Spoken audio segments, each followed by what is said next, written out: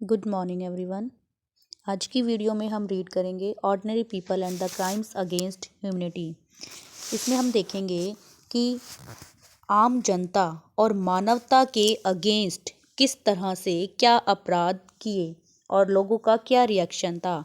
How did the common people react to Nazism, यानी जो आम जनता थी वो नाजिज़म के प्रति किस तरह से रिएक्ट करती थी, उनका जो बिहेवियर था वो नाजिज़म के लिए कैसा था, वो कैसा नाजी पार्टी को मानती थी।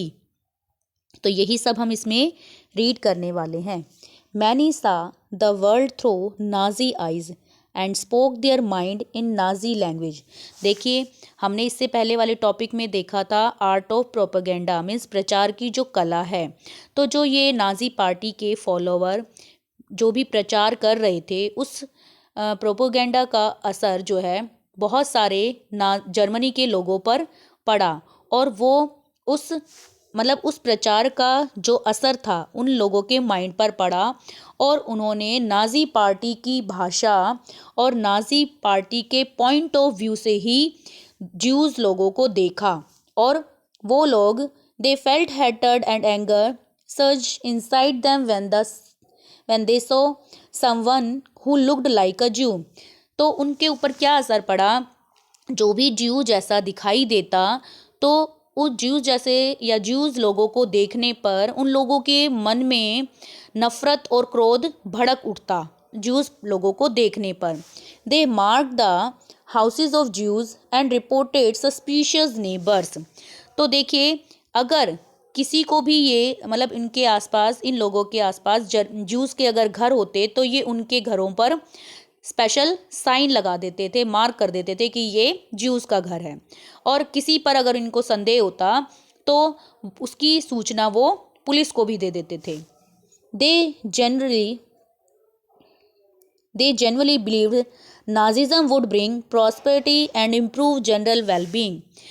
देखिए, इन लोगों को लगता था कि जो नाजी पार्टी है वो सच में वही एक इकलौती ऐसी पार्टी है जो जर्मनी के लोगों का भला चाहती है और वही इकलौती ऐसी पार्टी है जो जर्मनी के अंदर समृद्धि, खुशहाली लेकर आ सकती है। इसलिए ये लोग नाजी पार्टी को सपोर्ट करते थे।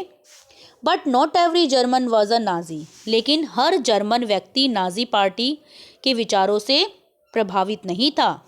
कुछ लोग इसके विचारों से प्रभावित नहीं थे और वो उसके अगेंस्ट भी थे। Many organised active resistance to Nazism, braving police repression and death.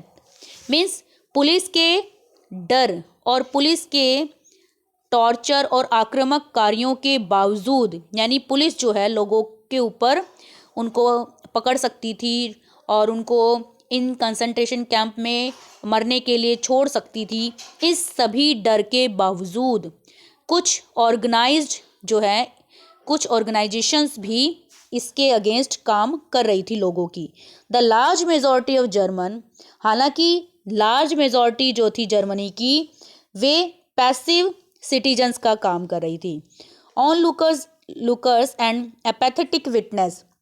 Means जैसे कि देखो बेटा, मूवीज़ में हम देखते हैं कोई भी क्रिमिनल जो होता है या कोई गुंडा या कोई आतंकवादी जब किसी पर्सन को मारता है तो जनता सामने खड़ी खड़ी देखती रहती है और किसी की बोलने की हिम्मत नहीं होती। ठीक है, सिर्फ एक मूक दर्शक की तरह काम करती है और देखकर वहाँ से निकल भी जाती है। क्यों? क्योंकि बोलने की हिम्मत किसी की क्यों नहीं होती?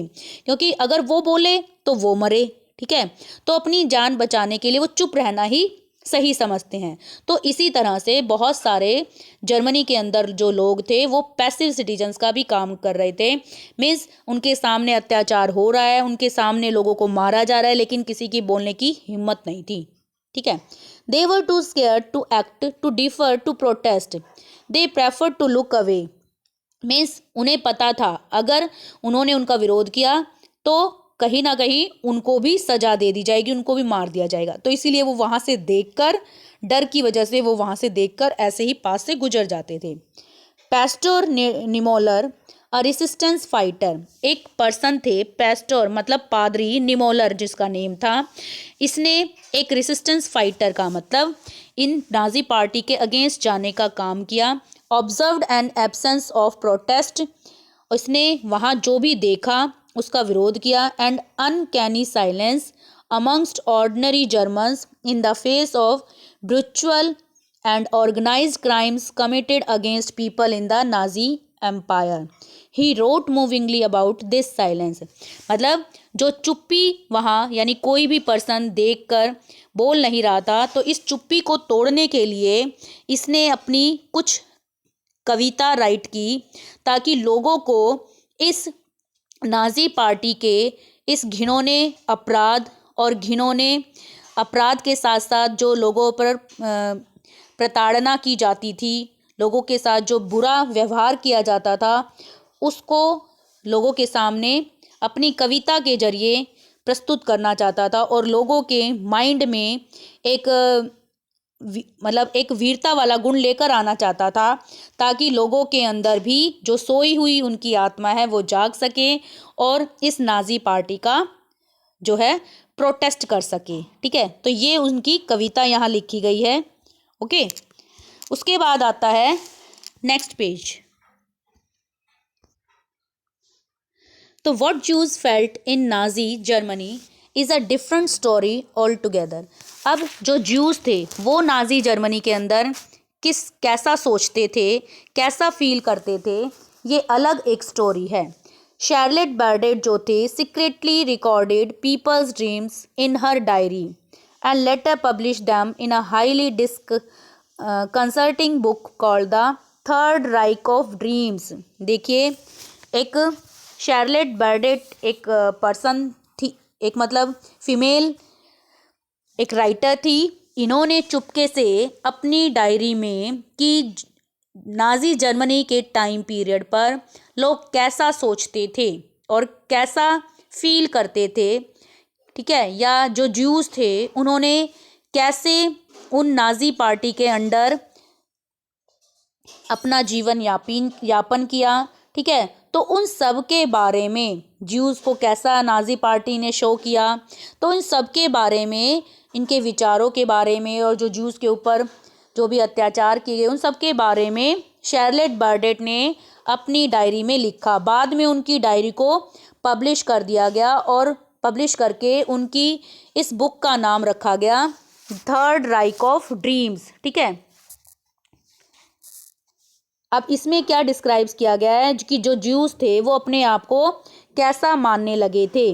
नाजी जो स्टीरियोटाइप्स थे यानी नाजी जो पार्टी के फॉलोअर थे उन्होंने ज्यूज को कैसा बताया था कि उनकी हुक्ड नोज है, मतलब उनकी मोटी मुड़ी हुई नाक है, उनके काले हेयर हैं, काली उनकी आंखें हैं, ठीक है, Jews looks and body movements, उनकी मोटी बॉडी है, यानी दिखने में उनको मोटा, भयंकर और काला इस तरह का दिखाया हुआ है, मोटी मुड़ी हुई नाक, इस तरह से।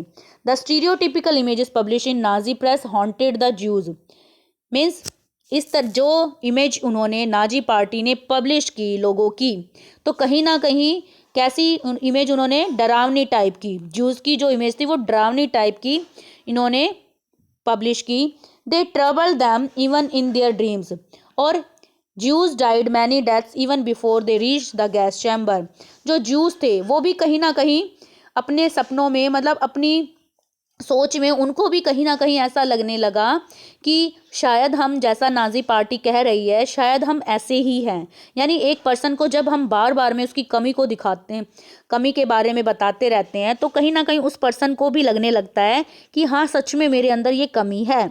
तो सेम ज्यूस के साथ हुआ, ज्यूस को बार बार में इस तरह से कहा गया तो ज्यूस को लगने लगा कि शायद हम इस तरह से हैं। ठीक है, अब बात करें ज्यूस की। जो बहुत सारे ज्यूस थे उन्हें जब गैस चैम्बर्स में लेकर जाया जाता तो उन गैस चैम्बर में पहुंचने से पहले ही उनकी मृत्यु हो जाती थी, डर के कारण लगा लो या सदमे के कारण लगा लो, ठीक है, क्योंकि उन्हें डर था कि आप, उन्हें पता होता था आगे उनके साथ होने वाला क्या है, तो इसलिए उनको ये डर सदमे के कारण पहले ही उनकी कईयों की मौत हो जाती थी। अब नेक्स्ट टॉपिक आता है knowledge about the Holocaust. Holocaust क्या था? नाजी पार्टी के यानी नाजी लोगों के द्वारा जो लार्ज स्केल पर किलिंग हुई थी, ठीक है, जो नाजी किलिंग ऑपरेशंस थे उन्हें ही होलोकॉस्ट कॉल किया जाता है। Information about Nazi practice had trickled out of Germany during the last years of the regime, यानी जर्मनी के अंदर जो नाजी पार्टी का, नाजी गवर्नमेंट का लास्ट ईयर था, उस टाइम पीरियड पर उनके कार्यों के बारे में जो सूचनाएं थी वो थोड़ी थोड़ी उनके जर्मनी से बाहर की तरफ लोगों को पता लगने लगी थी. But it was only after the war ended and Germany was defeated that the world came to realize the horrors of what happened. लेकिन ये सब कब पता लगने लगा? जब सेकेंड वर्ल्ड वॉर ख़त्म हुआ और उसके अंदर जर्मनी की हार हो गई. उसके बाद हिटलर के यानी नाजी पार्टी के जो भयानक क्राइम अपराध थे उनके बारे में वर्ल्ड के जो दूसरे यानी देश विदेश पूरे संसार में, विश्व में जो भी दूसरे देश थे उनको धीरे धीरे इनके बुरे अपराधों और कार्यों के बारे में पता लगने लगा. While the Germans were preoccupied with their own plight as a defeated nation emerging out of the rubble, the Jews wanted the world to remember the atrocities and suffering they had endured during the Nazi killing operation also called the Holocaust. तो देखिए, एक तो Germany जो था पहले से ही अपनी हारने की वजह से उसकी बुरी दशा हो चुकी थी. ठीक है. एंड सेकंड जो ज्यूज़ जो थे वहाँ जो रह रहे थे उनका क्या मानना था, वो चाहते थे कि पूरे वर्ल्ड को इस नाजी पार्टी के द्वारा किए गए अत्याचारों के बारे में और जो टॉर्चर या जो उन्होंने बहुत सारे लोगों को ऐसे ही बिना किसी दोष के, बिना किसी अपराध के मार दिया. ठीक है. उन सभी बुरे कार्यों के बारे में पूरे विश्व को इनके बारे में पता लगे. ऐसा कौन चाहते थे? ज्यूस चाहते थे. अब यहाँ पर देखो लिखा भी हुआ है Nazi killing operation also called the Holocaust. ठीक है. As at its height a ghetto inhabitant had said to another that he wanted to outlive the war just for half an hour. देखिए जो घेटो क्या थे, जहाँ पर Jews बहुत large scale पर यानी एक ऐसा एरिया जहाँ पर एक किसी पर्टिकुलर कम्युनिटी के लोग रहने लगे. ठीक है. तो जो ज्यूज़ का एरिया था उसे घेटो कहा गया. तो ज्यूज़ जहाँ रहते थे उन एरियाज़ के अंदर से एक ज्यूज़ क्या कहता है कि वो इस युद्ध के मतलब ख़त्म होने के बाद वो आधा एक घंटा जीना चाहता है. क्यों जीना चाहता है? Presumably he meant that he wanted to be able to tell the world about what had happened in Nazi Germany. क्यों? वो इसलिए जीना चाहता है कि वो संसार को बताना चाहता है कि जो नाजी पार्टी थी उसके अंडर जर्मनी में क्या क्या घटित हुआ. ठीक है. This indomitable spirit to bear witness and to preserve the documents can be seen in many ghetto and camp inhabitants who wrote diaries, notebooks and created archives. तो इस तरह से वो इस पूरी डोमिनेट सोसाइटी नाजी पार्टी के बारे में एक जो विटनेस, एक जो सबूत गवाह का काम कर सकता है. तो उन घेटो और कैंप वाले एरिया में जो लोग थे उन लोगों ने जो अपनी डायरीज़ में, नोटबुक्स में जो जो चीज़ें रखी उन चीज़ों को वो एज ए डॉक्यूमेंट्स के रूप में बचा कर रखना चाहता था, ताकि वो ये चाहता था कि पूरे संसार को उनके द्वारा किए गए अपराधों के बारे में इन नोटबुक्स, डायरीज़ के थ्रू पता लग सके. ठीक है. On the other hand, when the war seemed lost, the Nazi leadership distributed patrol to its functionaries to destroy all incriminating evidence available in offices.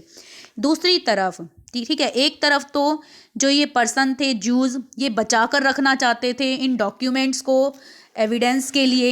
ठीक है. ताकि पूरे संसार को पता लग सके जर्मनी के अंदर जो नाजी पार्टी थी उनके द्वारा किए गए अपराधों के बारे में. दूसरी तरफ जो नाजी पार्टी के लीडर थे, जब उन्हें लगा कि उन्होंने तो इस युद्ध में इस युद्ध में उनकी हार हो गई है, तो उन नाजी पार्टी के जो लीडर्स थे उन्होंने क्या किया, अपने सपोर्टर्स को, जो फंक्शनरीज थे उनके लिए जो काम करते थे, ठीक है, उनको पेट्रोल बांट दिया. किस लिए? ताकि वो जो भी ऑफिस से रिलेटेड, जो भी ऑफिस के अंदर जो भी अवेलेबल एविडेंस जो ये प्रूव करें कि नाजी पार्टी सच में ही अपराधी थी. ठीक है, उन्होंने ज्यूस के ऊपर अत्याचार किया था। तो इस तरह के डॉक्यूमेंट्स या एविडेंस को वो डिस्ट्रॉय कर सकें, नष्ट कर सकें, ठीक है, उनके खिलाफ कोई भी सबूत ना रह जाए, तो उन सबको डिस्ट्रॉय करने के लिए पेट्रोल डिस्ट्रीब्यूट कर दिया गया। Yet the history and the memory of the Holocaust live on in memories, fiction, documentaries, poetry, memorials and museums in many parts of the world today. आज भी, फिर भी मतलब आज भी अगर हम देखें तो जो म्यूजियम्स हैं या जो कविताएं हैं, ठीक है, या जो स्मृति चिन्ह हैं, मेमोरियल्स हैं, उन डॉक्यूमेंट्स के जरिए या जो होलोकास्ट से रिलेटेड जो मेमोरीज राइट की गई हैं, तो उस मतलब नाजी इतिहास के अंदर, जर्मनी इतिहास के अंदर जो नाजी पार्टी ने गलत कार्य किए, उन्हें कविताओं के थ्रू, डॉक्यूमेंट्रीज़ के थ्रू और रिटर्न वर्क के थ्रू, पोइट्री के थ्रू, तो उन सभी के थ्रू जो भी डॉक्यूमेंट्स उन्होंने लिखे उन्हें आज भी म्यूजियम्स में रखा गया है, ताकि पूरे वर्ल्ड को इन सभी के बारे में पता लग सके। These are a tribute to those who resisted it. और साथ में कहीं ना कहीं ट्रिब्यूट मतलब श्रद्धांजलि, एक ऐसे लोग जिन्होंने होलोकास्ट का या जर्मनी के अंदर जो नाजी पार्टी थी उनके द्वारा किए गए कार्यों का विरोध किया था, उन्हें एक श्रद्धांजलि भी है, ठीक है। An embarrassing reminder to those who collaborated and a warning to those who watch in silence. Means उन लोगों के लिए तो ये एक श्रद्धांजलि है जिन लोगों ने इस चीज़ का विरोध किया, और वो लोग जिन्होंने ये कार्य, ये घिनौने अपराध किए, उनके लिए एक शर्मनाक बात है। और जो चुपचाप से इन सब चीज़ों को देखते रहे, सहते रहे, उनके लिए ये एक वार्निंग है, ठीक है, कि कभी फ्यूचर में यानी दूसरे लोगों को भी इन चीज़ों से देखकर, सुनकर ये एक मोटिवेशन मिले कि कोई भी अगर तुम्हारे ऊपर अत्याचार करता है, एक्सेस में तुम्हारे ऊपर डोमिनेट होता है, तो तुम्हें स्टार्टिंग में ही उन चीज़ों को समझ लेना चाहिए और उन चीज़ों को बढ़ावा नहीं देना चाहिए। क्लियर? ये था बेटा आज का हमारा टॉपिक।